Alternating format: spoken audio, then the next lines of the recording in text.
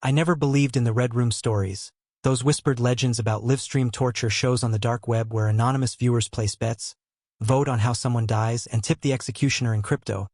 But one night, chasing a thrill or maybe just trying to feel something again, I followed a cryptic link from a closed Discord server to a page that was nothing but a black screen and a blinking red dot in the center, no buttons, no menus, just silence and the creeping sense that someone was watching me back. Then, just when I moved my cursor, the page loaded with a flash, static, then a flickering live feed of a dimly lit concrete room with a metal chair in the center, stained and bolted to the floor, chains dangling like dead snakes from the ceiling, and a man already strapped down, blindfolded, shaking, while a voice typed across the screen. "Welcome viewer number 247. You decide what happens next."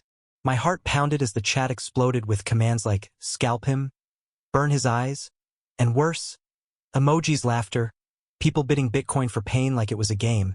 And I tried to exit, I swear I did, but the mouse wouldn't move, the keyboard locked, and my webcam light clicked on, glowing red, and a message appeared.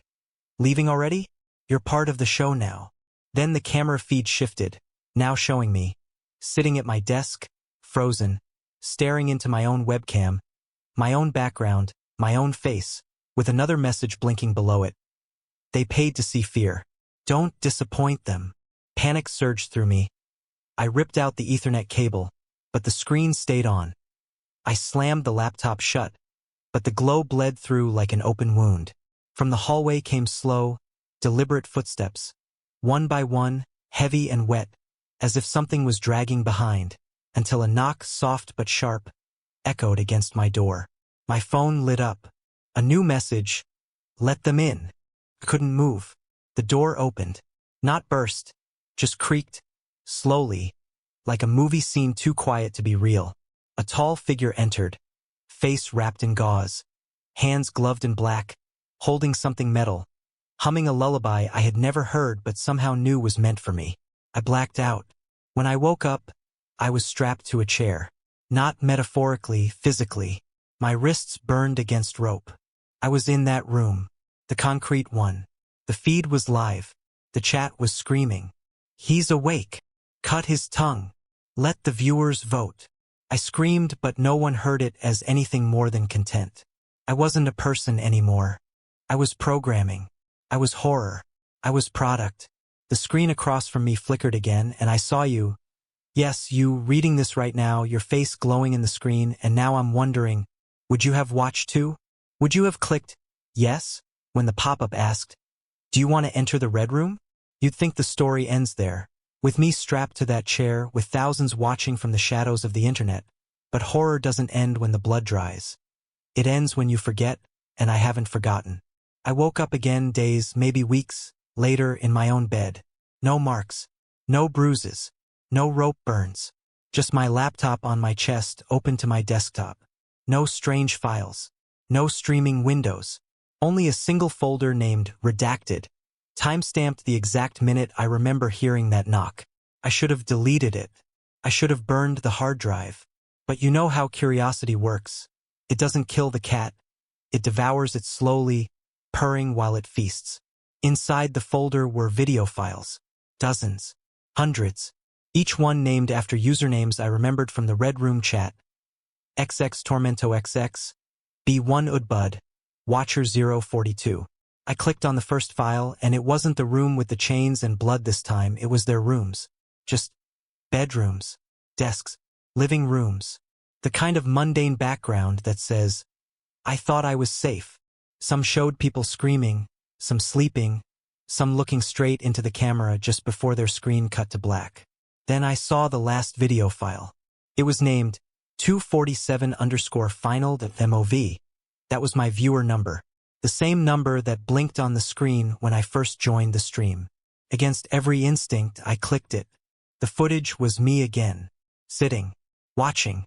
Frozen. From a third-person angle, like someone else was recording from just behind my shoulder. I paused the video. Full screen. Brightness maxed. There. In the reflection of the monitor, I saw it, a face. Pale. Smiling. Behind me. I spun around. No one. The power went out. A single second. just enough to let every device reboot. And when they came back online, all my monitors now displayed one thing: a red room. Not the red room. This one was mine. For walls, blood painted. My chair in the middle. Me tied up again, but live. The title bar on top read, Live, 247 second chance. Let's make it hurt. Then I noticed something worse. The viewer count. 1,203,987 watching. The chat was already flooding in. He's back. Yes, part 2. Make him eat glass. Burn him slow this time. I wasn't in the chair yet. I was still reading the chat. Still in control, sort of. But the room they were seeing wasn't just video. It was premonition. A threat. Promise. Because the background in the feed slowly started matching the room around me. Piece by piece. The same clock. The same fan. The same crack in the wall. And every time I blinked, the room around me shifted one detail closer to that red vision. At exactly 3:33 a.m., my screen went black again. A countdown began. 60, 59, 58. I didn't wait. I grabbed my keys. My phone. I ran. Out of the apartment. Into the street. But as I passed windows, parked cars, even glass doors, every reflection showed the red room behind me.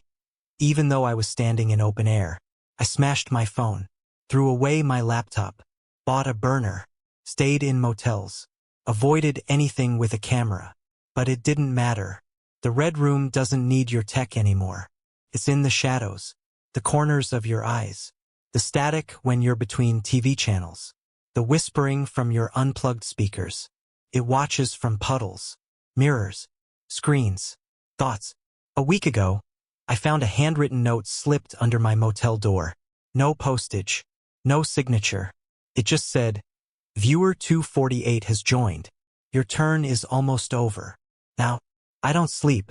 I keep the lights on, but I can feel them dimming, slowly, like they're being dialed down from somewhere else, somewhere deeper.